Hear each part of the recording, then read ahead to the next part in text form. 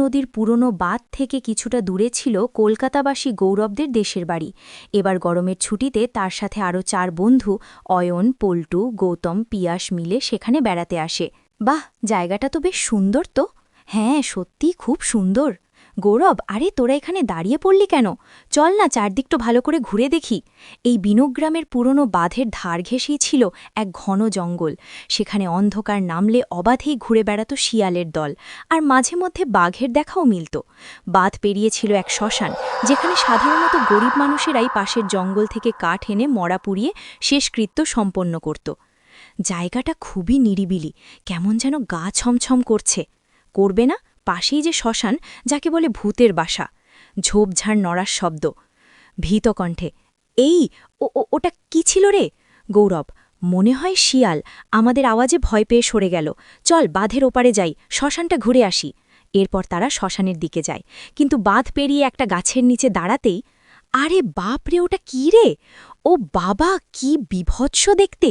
গৌরব, আরে ওটা শিয়াল দেবতার মূর্তি। এখানে গাছের গোড়ায় গোড়ায় শিয়ালের বাসা। নেপথ্য বর্ণনা। এই কথা বলার সাথে সাথেই পল্টু সেই লাঠিটা পাথর মূর্তি শিয়াল দেবতার হাত থেকে তুলে নেয়, আর তখনই একটা একচোখ কানা শিয়াল তাদের সামনে দিয়ে লাফিয়ে পাশের ঝোপে ঢুকে কোথায় যেন মিলিয়ে গেল। এই, এখানে শ্মশানের সামনে শিয়াল দেবতার মূর্তি কেন? ব্যাপারটা তো ঠিক বুঝলাম না। গৌরব, বাড়ির বড়দের মুখে গল্প শুনেছি। অনেক কাল আগে জঙ্গলের ওপারে যাযাবর প্রজাতির মানুষ এসে বসবাস করতে থাকে। পাড়াও এই শ্মশান ব্যবহার করত, আর মরা পড়াতে এসে শিয়াল ধরে ধরে মাংস পুড়িয়ে খেত। আর তখনই নাকি বাকি শিয়ালগুলো যেন কান্নায় ভেঙে পড়ত। আর এইভাবেই যখন প্রায় পুরনো বাঁধের চত্বর থেকে শিয়ালের প্রজাতিটাই শেষ হতে বসেছিল, ফ্ল্যাশব্যাক দৃশ্য। বৃদ্ধ যাযাবর, আমাদের খোকাকে কি সুন্দর দেখতে হয়েছে, তাই না? মহিলা, একেবারে তোমার মতো। বৃদ্ধ যাযাবর, না না, তোমার মতোই সুন্দর। তীর বিঁধল। আহ! গৌরব, ঠিক তখনই একটা তীর এসে মা শিয়ালকে আহত করে। আহা! গৌরব, নেপথ্যে।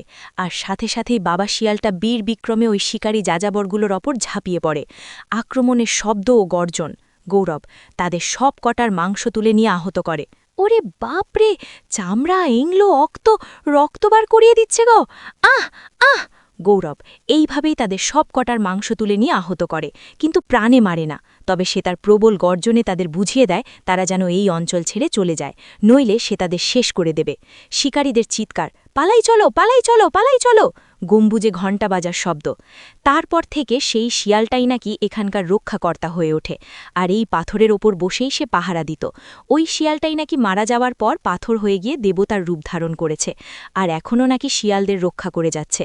এবার চল ওই দিকটা যাই। এরপর তারা আরেকটু এগিয়ে ঠিক শ্মশানের কাছে পৌঁছতেই কিছু জমা করে রাখা কাঠের পিছন থেকে এক আকাশ কাঁপানো হাসি। ভয়ঙ্কর হাসির শব্দ। বন্ধু, আরে বাপরে, এ কে? তোরা কে? এখানে কি চাই? আমরা কলকাতা থেকে এসেছি, চারদিকটা ঘুরে দেখছি, কিন্তু তুমি কে? আমি সিধু ডোম, মরা পোড়াই। ওই দেখ সেই কানা শিয়ালটা, ব্যাটা তখন খুব ভয় দেখিয়েছিল। কাঠের টুকরো দিয়ে মারার শব্দ ও শিয়ালের আর্তনাদ। এটা তুমি ঠিক করলে না, ওরা নিরীহ প্রাণী, ওকে অহেতুক আঘাত করলে কেন? চলে যাও এখান থেকে। তারপর তারা সেখান থেকে চলে আসি, আর আসার পথে, এই গৌরব, ওগুলো কিসের গর্ত? গৌরব, আরে ওগুলোই তো শিয়ালের গর্ত। ওরা রাতে গর্ত থেকে বেরিয়ে গুগলি, শামুক এইসব খুঁজে খায়। দাঁড়া, একটা মজা দেখবি? এই কথা বলেই সে গাছের একটা লম্বা ডাল ভেঙে নিয়ে গর্তে খোঁচা দিতে থাকে, আর একটা শিয়াল সেই গর্ত থেকে বেরিয়ে ভয় পেয়ে শ্মশানের দিকে পালায়। আর এটা দেখে সকলে মিলে খুব মজা পায়।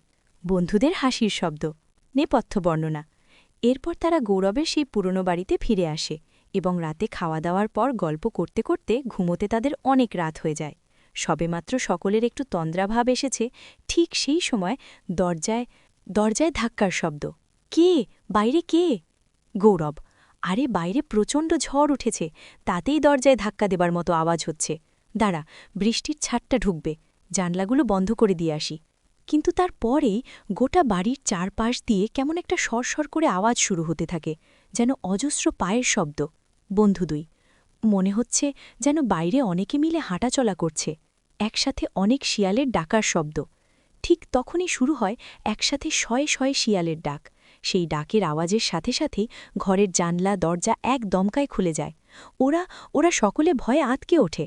শিয়ালের চিৎকার আরও বেড়ে যায়। আহ! আহ! তারপরই ঘরে ঢোকে সেই এক চোখ কানা শিয়ালটা, আর শিয়ালের সাথে সাথে ঘরে ঢোকে আরও একজন, সিধু ডোম। সে ঘরে ঢোকেই টেবিলের পাশে রাখা শিয়াল দেবতার লাঠিটা তুলে নেয়। তারপর লাঠিটা দিয়ে 4 বন্ধুর দিকে ইশারা করতেই হঠাৎ সেই কানা শিয়ালটা পল্টুর ওপর ঝাঁপিয়ে পড়ে। তখনই ওরা কোনো রকমে ঘর থেকে বেরিয়ে প্রাণপণে ছুটতে থাকে। পালা পল্টু, পল্টু পালা, সবাই পালা, পালা এখান থেকে। ওরা পালাতে পালাতে যেন পথ ভুলে সেই বাঁধের দিকেই ছুটতে থাকে। তারপর পা হুড়কে একে একে নদীতে পড়ে তলিয়ে যায়। জলে পড়ার শব্দ ও ডুবে যাওয়ার আওয়াজ। পরের দিন যখন তাদের জ্ঞান ফেরে, অর্থাৎ ঘুম ভাঙে, তারা দেখে যে তারা তাদের স্কুলের হস্টেলের বেডে শুয়ে আছে। সবাই মনে মনে অবাক হলেও ভাবে বোধহয় স্বপ্ন দেখছিল। এরপর তারা একে অপরের মুখের দিকে তাকায়, কিন্তু এক অদ্ভুত আতঙ্কে কেউ কাউকে কিচ্ছু জিজ্ঞাসাও করতে পারে না। তুমিও কি বড় হয়ে এখনও কার্টুন দেখতে ভালোবাসো? তাহলে তোমার নাম ও বয়স কমেন্টে জানাও। আমরা লাকি ড্রয়ের মাধ্যমে তোমার নাম দিয়ে নতুন কার্টুন ভিডিও তৈরি করব। আর আমাদের চ্যানেলটি এক্ষুনি সাবস্ক্রাইব করে নাও, যাতে পরবর্তী ভিডিওতে তোমার নাম দিয়ে কার্টুনটি দেখতে না ভুলে যাও। আর আমাদের আরও একটি জনপ্রিয় কার্টুন দেখার জন্য স্ক্রিনের ওপর আসা এই ভিডিওটিতে এক্ষুনি ক্লিক করো। কি ভাবছ? তাড়াতাড়ি ক্লিক করে দেখো এই জনপ্রিয় ভিডিওটি।